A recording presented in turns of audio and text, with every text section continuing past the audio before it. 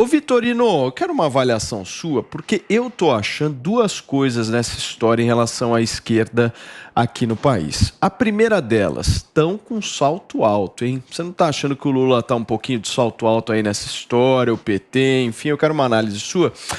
E eu quero saber se ele é fominha também, porque em política, quando você é muito fominha, você acaba dando com a testa na parede, não? Bom, vamos lá. Vou tentar resumir aqui para ser breve. O que está acontecendo aí, o Lula fez essa fala e o Márcio França fez a fala, eu acho que de forma precipitada, porque eles estão discutindo a questão da federação.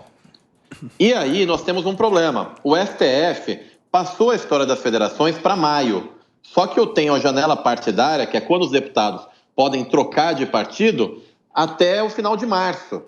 Então, o que vai acontecer agora? O Lula está falando que vai ter candidato, porque senão a chapa dele de deputado vai minguar. O Márcio França tem que falar a mesma coisa pelo mesmo motivo. Então, eles estão antecipando uma coisa que não deveriam. E eu acho, e eu concordo com você, que eu acho salto alto achar que o PT pode disputar essa eleição sem uma federação. Eu não acredito numa vitória com tanta facilidade se não juntar o PSB. Portanto, por mais que o Lula fala que o Haddad vai ser candidato, eu boto mais minhas fichas no Márcio França. Ô Vitorino, deixa eu só te interrompendo, porque eu acho que tem uma questão nessa história que é fundamental, que é o Alckmin como vice do Lula. Quem fez a articulação para que o Alckmin fosse viabilizado, né? Quem iniciou essa conversa toda foi o Márcio França. Se o Márcio França não sai candidato, se o Márcio França mantém a candidatura a governador de São Paulo, como é que fica isso? Para onde vai o Alckmin? O Alckmin trai o Márcio França? Tem um jogo aí no meio, né? Olha, aí é o seguinte, muita coisa pode acontecer ainda. Para vocês terem uma ideia, o novo partido, que é a União Brasil, é um novo partido, ele está tentando fazer uma federação com o MDB. Olha para onde a gente está indo. E aí, quem poderia vir ali numa composição até Geraldo Alckmin? Tem uma outra coisa também, que é um player muito forte, que é o Gilberto Kassab. O Kassab, ele tá mantendo todo mundo na dele, porque ele sabe que se o Alckmin tiver problema no PSB, ele vai para o PSD e vira vice do Lula, no PSD.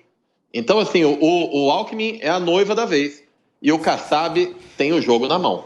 Fala, Vini. Paulo, eu tenho minhas dúvidas um pouco com relação a essa candidatura do Márcio França. Por quê? Porque o Márcio França tem razão quando ele fala que bateu na trave, né, em 2018, fez realmente uma campanha ali bastante parelha com o Dória, mas justamente por ele ser o contraponto do Dória.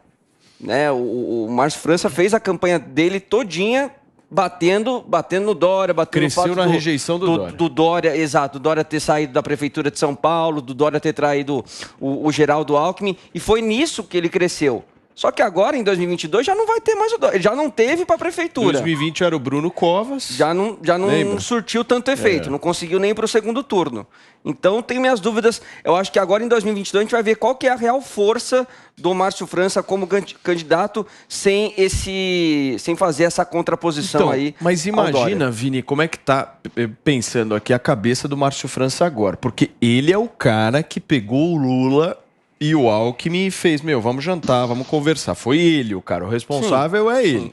E ele, tá com a candidatura colocada a governador de São Paulo já há um certo tempo. Aí o que acontece? O Alckmin se viabiliza vice e ele fica inviabilizado. Mas eu acho que agora ele não vai falar nada, porque se ele vai para o segundo turno, aí ele recebe o apoio do Haddad. Pode ser. Mas não teve a história que não tinha história que o PSB falou que caso o Alckmin aceitasse se filiar, né, no PSB, o França tiraria sua candidatura, retiraria e deixaria o Alckmin para concorrer. Exatamente. Você fala a vice ou a governador? Não, a governador. O Alckmin, governador. Teve esse... mas eu acho que isso é essa história. Já morreu. Viável. Mas o problema é que acho que foi o Paulo Vitorino, não sei qual dos dois, que eu não boto tanta fé assim que o PT tá tão em alta, não. E eles precisam dessa federação, é importante para eles. E acho que o PSB sabe disso, percebeu isso, porque eles tinham fechado o acordo, tava tudo certo, e parece que agora o PSB tá com outras exigências. E pro PT, por mais que eles achem importante essa essa federação, não sei até que ponto, porque o PT atualmente é a maior bancada da Câmara dos Deputados e o maior partido de esquerda, né, o mais forte. Então, até onde eles estão dispostos a abrir mão, né, para essa federação? É muito complicado uma federação. O presidente tem que estar de acordo com o presidente, com futuramente o prefeito, o governador. É muito complicado. 4 anos de casamento. 4 anos de casamento. E casamento não é fácil, né? Eu concordo com o que você falou a respeito de que o PT não está com essa bola toda. É o que eu acho também. Por isso que eu estou dizendo que o PSB está fazendo tantas exigências. Você não acha estranho o PSB com toda a bola aí? Fazendo exigências para o PT?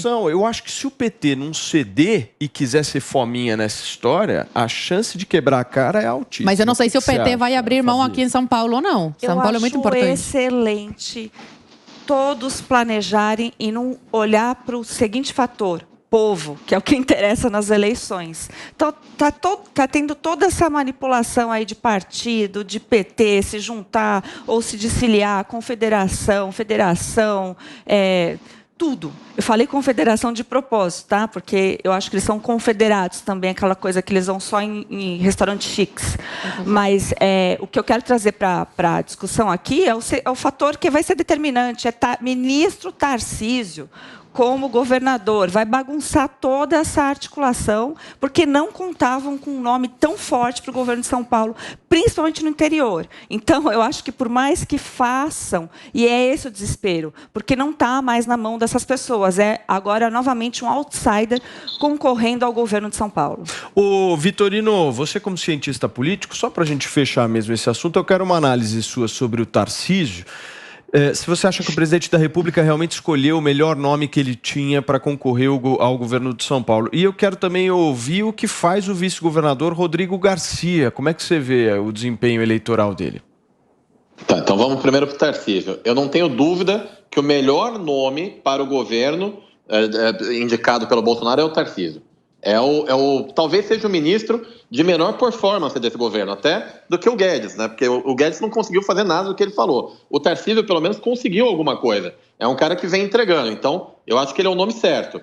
Só que, pelo que eu conheço de marketing, não dá tempo de projetar a reputação dele com esse espaço que nós temos.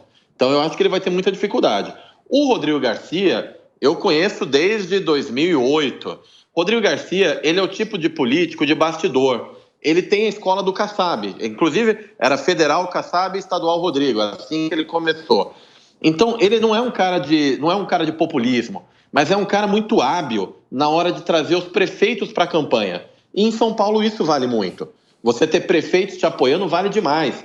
Não ache você que mesmo o Márcio França, disputando com o apoio do PT, ele consegue ganhar fácil do Rodrigo, não. O Rodrigo, ele tem muitos prefeitos na mão, que é um ativo. E na hora do vamos ver, na hora do voto, pesa. Você acha que ele é favorito na tua análise aqui? É engraçado, né? Porque, assim, quando a gente fala de um cara que não é populista, que não é carismático, assim, e a gente fala que ele é favorito, as pessoas estranham. Mas o Kassab, quando disputou a eleição de São Paulo em 2008, eu estava naquela campanha, inclusive, ele tinha 3% de intenção de voto. E o grau de empatia do Kassab era mínimo. Só que ele tinha um controle político na mão. Como o Rodrigo Garcia tem hoje. Ele é muito melhor do que o Dória nesse sentido. Mas muito melhor.